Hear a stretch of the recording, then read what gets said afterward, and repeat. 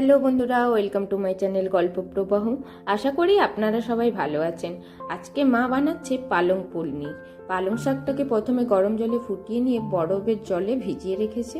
তারপর কিছু সময় ভিজিয়ে রাখার পর শাকটাকে নিয়ে মিক্সিতে একসঙ্গে পেঁয়াজ, লঙ্কা, রসুন আর কিছুটা পরিমাণ পনির ম্যাশ করে দিয়ে দিচ্ছে। এরপর এটাকে ভালো করে পেস্ট করে নেবে। শুধু পালং শাক দিয়ে আমাদের বাড়িতে পালং পনির বানানো, সঙ্গে আরো 4-5 রকমের শাক মেশানো হয়, বাড়িতে যেরকম শাক থাকে। এখানে মা যেমন মূলো শাক, মেথি শাক, সর্ষে শাক এইসব শাক মিশিয়েছে। তো মা এখন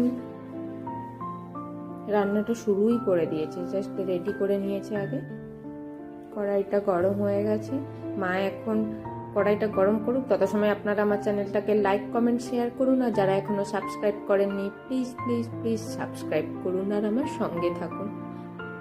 তো মা এখন পরিমাণ মতো বাটার দিয়ে দিয়েছে।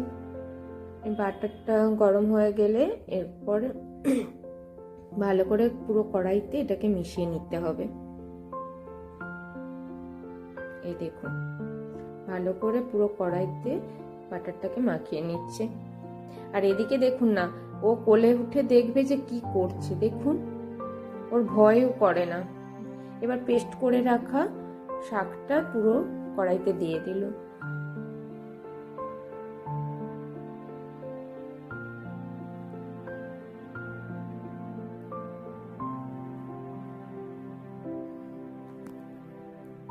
এরপর ভালো করে নাড়াচাড়া করে নিচ্ছে।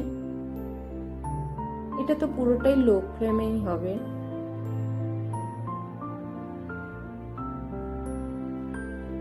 আপনারাও কেমন করে পালং পনির বানান অবশ্যই কমেন্ট করে জানাবেন, আমাদের মতো নাকি অন্যরকম।